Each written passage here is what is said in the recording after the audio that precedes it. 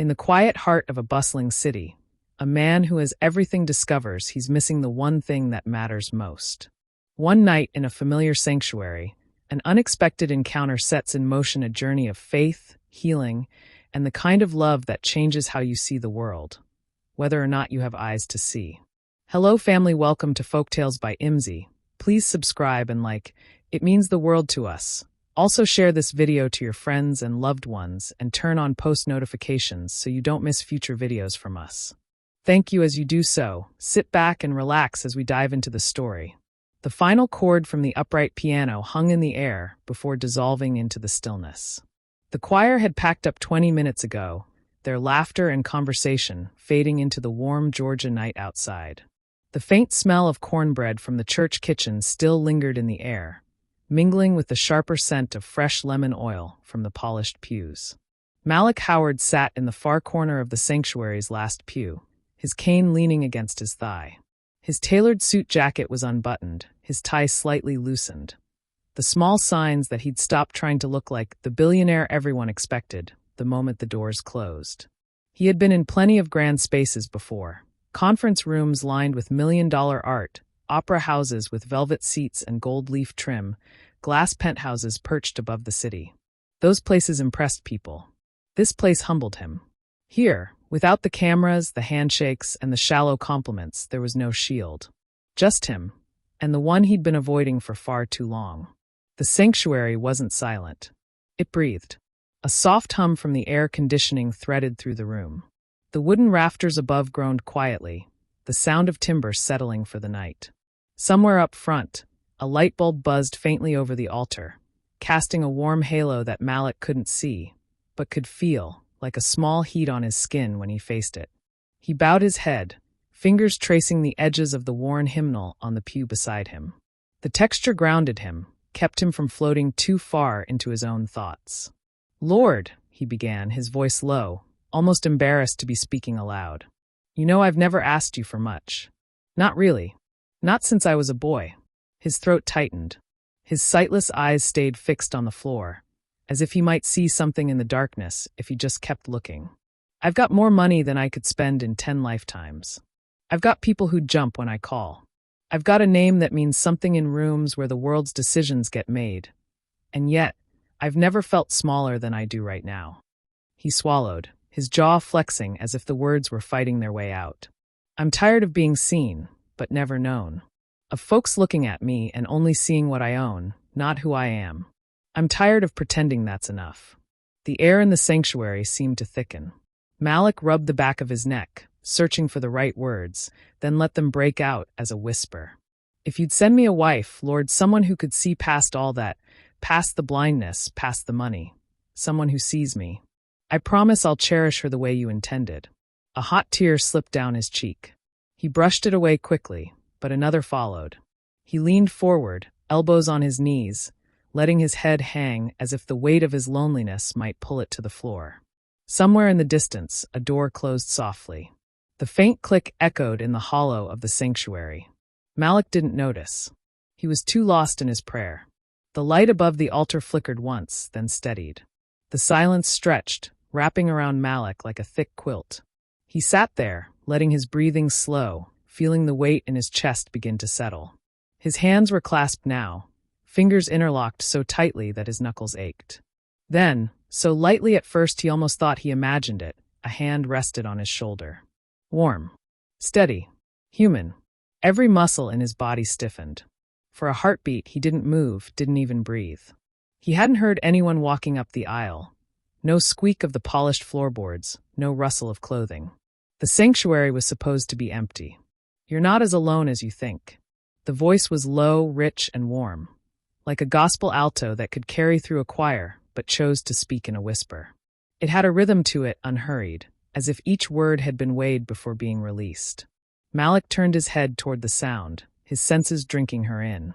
She smelled faintly of lavender and something earthy, maybe shea butter. Her hand didn't lift from his shoulder. It simply stayed there, an anchor in the quiet. "I didn't mean to intrude," she continued. "I was locking up when I saw you sitting here. Something in me said I should check on you." Her presence wasn't pushy. It was safe. People don't usually sneak up on me, Malik said, a half-smile pulling at his lips despite the knot still sitting in his chest. I wasn't sneaking, she replied gently. I just walk quiet. He let out a small breath, somewhere between a sigh and a chuckle. You always walk quiet, or just when you find strangers talking to God after hours? Only when the stranger looks like he needs an answer. Her tone was so sure, so certain, it made something in Malik's chest stir. A mixture of curiosity and an almost forgotten hope. She finally lifted her hand, and though it left his shoulder, the warmth seemed to stay there. I'm Ayana, she said simply. Malik, he answered, his voice quieter than he meant. There was a pause, not awkward but charged, like they'd both felt something shift in the room. The church's light hum filled the space between them. I'll let you finish your talk with him, she said, nodding toward the front of the sanctuary. But don't be surprised if he answers you in ways you're not expecting. And with that, she began to walk away, not hurried, but with the same unshakable calm she'd carried when she appeared. Malik listened until her footsteps faded, but the sound of her voice still lingered in his mind, replaying like a refrain he didn't know he needed to hear. Malik thought about leaving right after she walked away. It would have been easier, slip out, go home, pretend nothing unusual happened. But his feet didn't move. Something about her voice, the way it wrapped around his name, had rooted him to the pew. He didn't hear her come back in, only the faint rustle of fabric as she slid into the row in front of him. You don't have to sit alone, you know, she said over her shoulder. Malik raised an eyebrow. I'm used to it. Doesn't mean it's good for you. She turned slightly so he could catch more of her voice. You pray here often? Not as often as I should, he admitted. She chuckled, a warm, low sound that seemed to vibrate in the air. Most of us don't. That's why we need the reminders. Malik leaned back, crossing his arms loosely. And you? You here every night. Pretty close. I'm the community outreach coordinator, which means I'm here more than some of the deacons, she said with a hint of pride. We run food drives, tutoring programs, and job workshops during the week. The church isn't just Sunday morning to me, it's home. The word hung in the air. Home. Malik hadn't called any place that in years. His penthouse had designer furniture and a skyline view, but it was just square footage with locks on the doors. So you saw me and decided what? That I looked lost. Ayana tilted her head. Not lost. Just carrying something heavy. He didn't answer right away. The truth was she was right. The heaviness had been there so long he'd almost stopped noticing it, until tonight. What about you? He asked. You always walk up to strangers and put your hand on their shoulder? Her smile was audible in her voice. No, tonight just felt different. Malik's fingers tapped against the hymnal beside him, a slow rhythm. Well, you caught me at a bad moment. Or maybe I caught you at the right one, she countered. There was that certainty again. It unnerved him, but in a way that made him lean forward instead of pulling back. She stood, straightening her bag over her shoulder. We'll see each other again, Malik. This isn't the last time.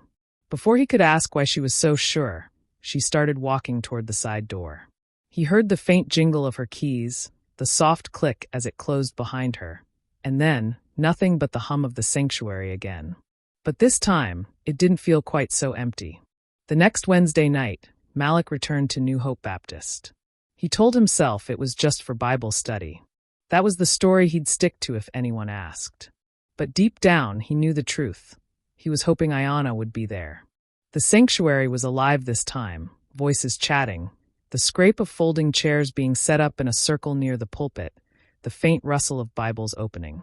A warm undercurrent of fried chicken and peach cobbler drifted from the fellowship hall. Malik took a seat toward the side, his cane folded neatly across his lap. He kept his expression calm, the way he did in boardrooms, but his ears were busy scanning the room, picking up laughter, footsteps, fragments of conversation, until he heard her. That same low, steady voice. Talking to someone about the food drive schedule. He didn't move right away. He let her voice wash over him, slow and certain, until her footsteps approached. You came back, Ayana said, smiling in a way he could hear. Guess I did, Malik replied, tilting his head toward her. Is this where you tell me God brought me here again? No, she teased. This time, I think you brought yourself. She sat beside him without asking, and for the first time in years, Malik didn't feel the urge to guard his space.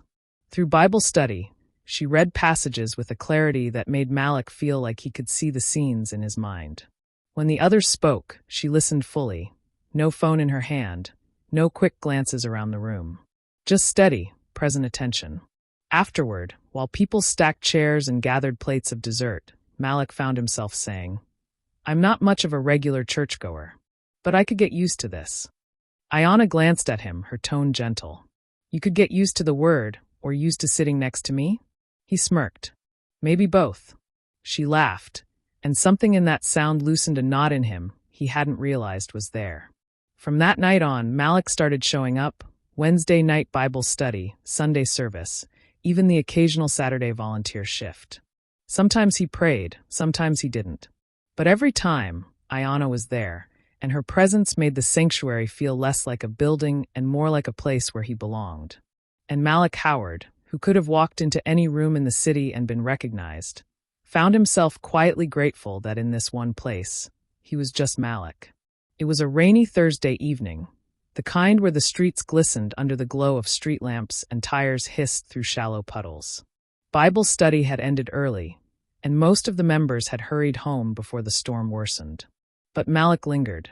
He sat in the third pew from the front, listening to the rain's steady drumming against the church's old stained-glass windows. Ayanna was stacking hymnals nearby, humming a tune so soft it blended with the weather outside. "You don't have to wait on me," she said without looking up. "I'm not waiting," Malik replied. "Just thinking." She set the last hymnal down and turned toward him, her voice lighter now. "Thinking about what?" For a moment, he almost brushed it off with a joke. But the way she stood there, still, attentive, ready to listen, unlocked something. "My eyes," he began, then stopped, the words tasting heavier than expected.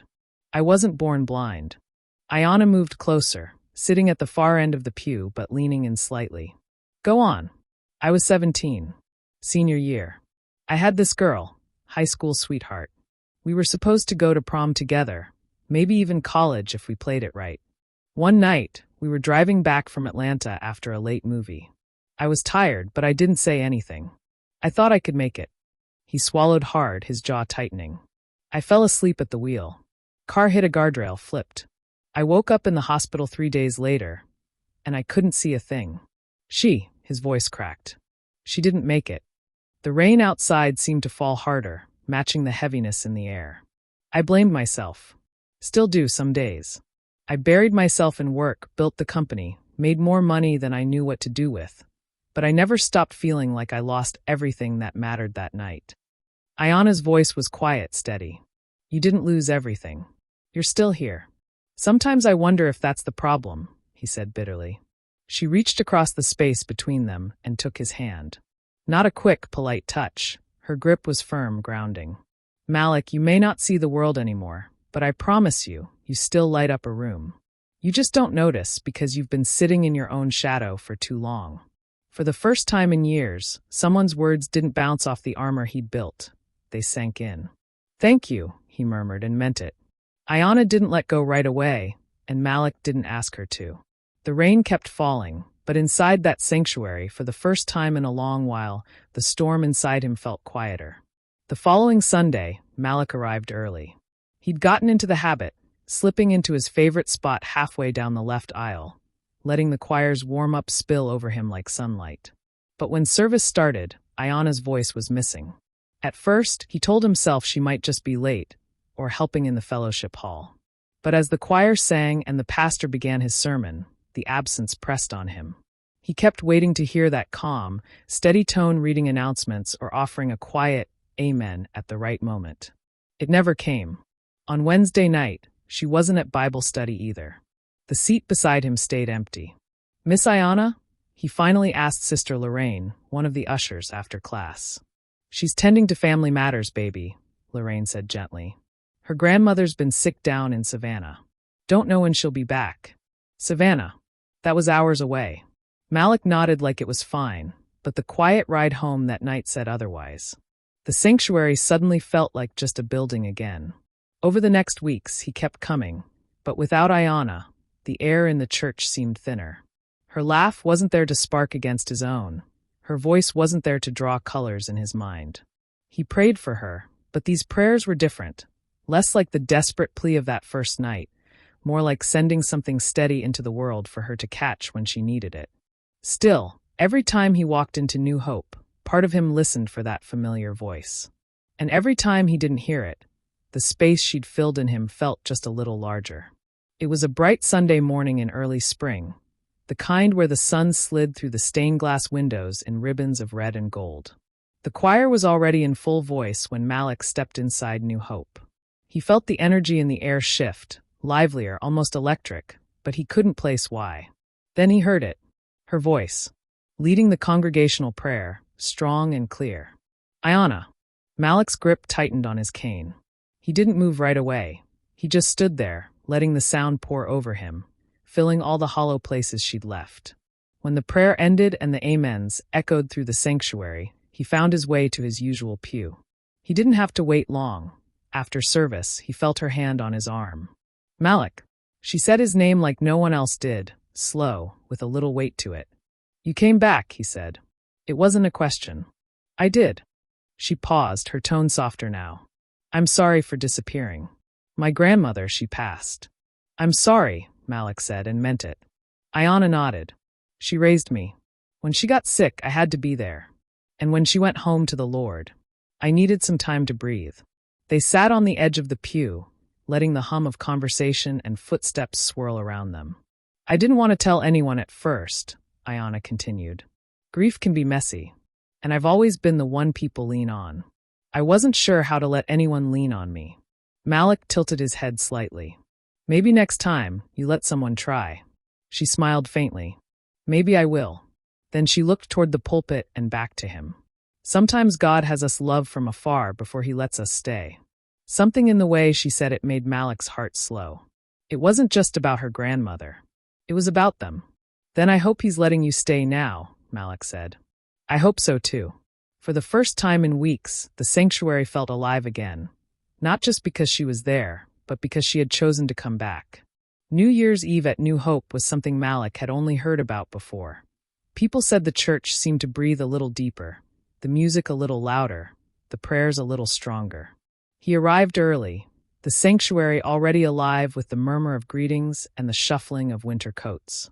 The smell of spiced cider drifted from the fellowship hall, mixing with the faint tang of incense someone had lit near the altar. Ayanna found him before the service began, her hand brushing his arm in that familiar way. Glad you made it, she said. Wouldn't be anywhere else, Malik replied, and it was the truth. As the hour inched toward midnight, the pastor's voice swelled, calling couples to the altar to pray for the coming year. Malik felt Ayanna shift beside him. Without overthinking it, he rose and let her guide him to the front. The carpet beneath his shoes was soft, muffling the steps of the others gathering around them. The choir began a slow hymn, the organ humming low beneath the voices. Malik turned slightly toward her. Ayanna, he said, voice low enough that only she could hear. I came in here months ago asking God for someone who could see me. And then you touched my shoulder, and everything's been different since. Her fingers tightened around his. He took a breath. Will you let me be the man who sees you forever? Even without eyes, I promise I'll see you, every part of you. For a moment, she didn't speak. Then he felt her other hand cover his, warm and sure. Yes, Malik. I think he's been telling me the same thing all along. The pastor's prayer rose over them, the congregation's soft amens rippling through the air. Outside, the first fireworks of the new year cracked in the distance. Malik couldn't see them, but he could hear the muffled thud, the sizzle, the crowd's cheers somewhere beyond the church walls. And inside, with Ayanna's hands in his, he felt the kind of light he'd been asking God for all along.